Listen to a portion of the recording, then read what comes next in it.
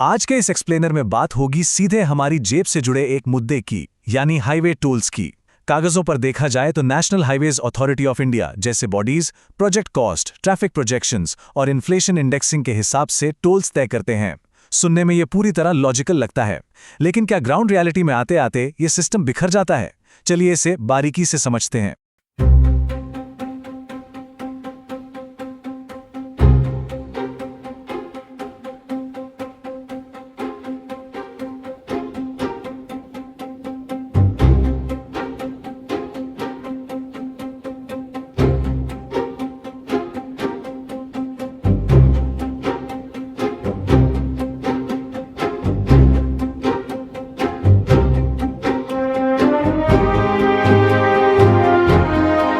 एक लंबे सफर पर गाड़ी जब टोल प्लाजा क्रॉस करती है तो फास्टैग डिडक्ट होने का मैसेज आता है।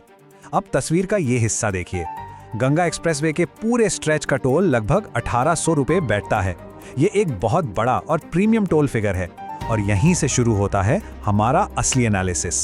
सवाल उठता है कि क्या एक पब्लिक यूटिलिटी का इतना महंगा होना बनता है, खास तौर पर तब जब ये सड़कें पार्शली पब्लिक लैंड और पब्लिक पॉलिसी के सपोर्ट से बनती हैं।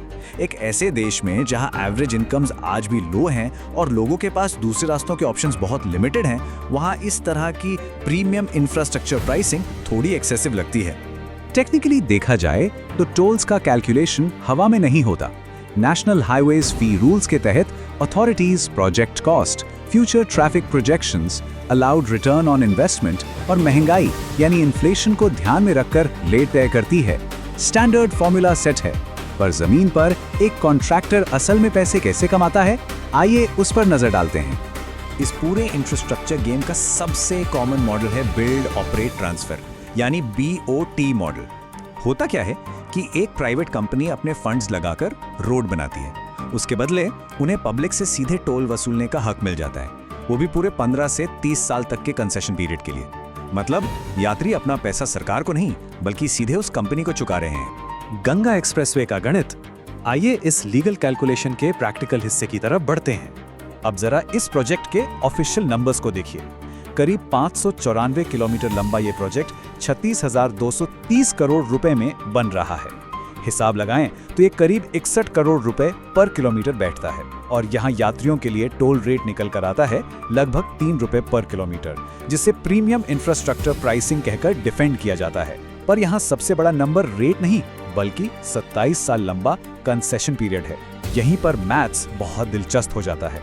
यहाँ ध्यान देने वाली बात यह है कि ट्रैफिक बढ़ने के साथ ही समीकरण पूरी तरह पलट जाता है। अगर ट्रैफिक बहुत लो रहे तो कॉस्ट रिकवर होने में पूरे 25 साल लग सकते हैं। लेकिन सोचिए, अगर ट्रैफिक प्रोजेक्शन से दुगना हो जाए, जो इंडिया में कोई अजीब बात नहीं है, तो मुनाफे की स्पीड भी दुगनी हो जाती है।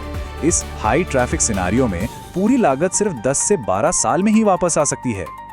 अगर सच में 12 साल में ही पूरा कॉस्ट और एक्सपेक्टेड प्रॉफिट निकल आया, तब क्या होगा? तब भी कंसेशन पीरियड अपने 23-27 साल तक चलेगा, यानी पूरे 15 साल का एक लंबा सरप्लस प्रॉफिट जोन बनता है। इस दौरान पूरी लागत निकल आने के बाद भी आम यात्री बिना किसी छूट के वही सेम टोल अमाउंट हर रोज चुका रहे होते हैं। जब सिस्टम टूटता है, प्रॉफिट मैक्सिमाइजेशन पर जब कोई रोक टोक नहीं होती, तो आगे क्या होता है, चलिए समझते हैं।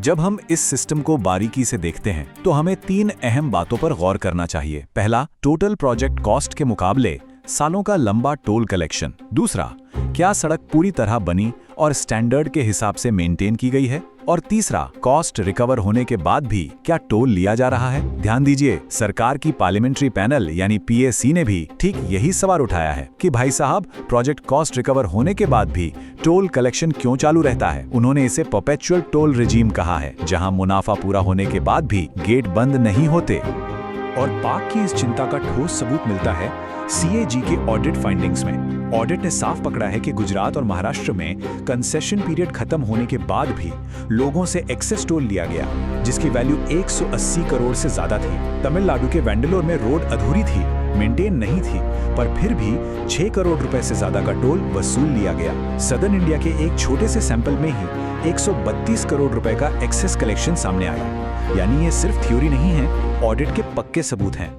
तो पूरी डिस्कशन का निचोड़ ये है कि शुरुआती पॉलिसी बनाई गई थी कॉस्ट रिकवरी के लिए, ताकि प्राइवेट प्लेयर को उसकी लागत और जायज मुनाफा वापस मिल सके। लेकिन धीरे धीरे बिना किसी शोर शराबे के ये सिस्टम एक कंटिन्यूअस रेवेन्यू मॉडल में बदल गया है। यानी हम उन सड़कों के लिए भी भारी टोल चुका रहे हैं जिनकी लागत और मुनाफा दोनों सालों पहले पूरे हो चुके हैं। कार्यवाही बनाम स्वीकृति, क्या चुपचाप पे करते रहना ही एकमात्र रास्ता है? यहाँ हमारे पास दो बिल्कुल अलग रियल वर्ल्ड एग्जाम्पल्स हैं। एक तरफ गंगा एक्सप्रेसवे जैसे प्रीमियम कॉरिडोर्स हैं, जहां 3 रुपए पर किलोमीटर के चार्ज को आने वाले कई दशकों तक बिल्कुल जरूरी और नॉर्मल बताया जा रहा है। और दूसरी तरफ एक शानदार मिसाल है मुंबई के दहाईसर टोल नाका की। वहां पर जब कम्यूटर्स ने प्रोटेस्ट किया और ये बात उठाई कि कॉस्ट तो रिकवर हो चुकी है, तो पब्लिक प्रेशर इतना बढ़ा कि 2015 में सरकार को लाइट व्हीकल्स के लिए टोल पूरी तरह माफ करना पड़ा। ये पब्लिक अवेयरनेस की पावर का एक जिंदा सबूत है। ये सब देखकर सिस्टम की सबसे बड़ी क्रिटिक सामने आती है। जब प्राइवेट कंपनीज को पब्लिक लैंड, सरकार की बैकिंग और हजारों गाड़ियों के ट्रैफिक से एक गारंटीड इनकम मिल रही है, तो उनका फाइनेंशियल रिस्क वैसे ही बहुत कम हो जाता है। तो सवाल ये है कि जब इनिशियल रिस्क कब का जीरो हो चुका है, तो आम लोगों से पीक प्राइसिंग आने वाले दशकों तक क्यों वसूली जानी चाहिए? इस एक्सप्लेनर से हमें सिर्फ टोल रेट्स के बारे में नहीं पता चलता, बल्कि सिस्टम के ट्रांसपेरेंसी पर सवाल उठाने की जरूरत समझ आती है। क्या कॉस्ट रिकवर हो चुकी है? क्या टोल उसके हिसाब से घटाया जा रहा है? जागरूकता का मतलब सिर्फ ये जानना नहीं है कि गाड़ी पर कितना चार्ज लग रहा है, बल्कि ये पूछना है कि क्या वो चार्ज आज भी फेयर है, वरना हम बिना जाने हमेशा ओवरपे करते रहें। इस पर विचार जरूर कीजिएगा।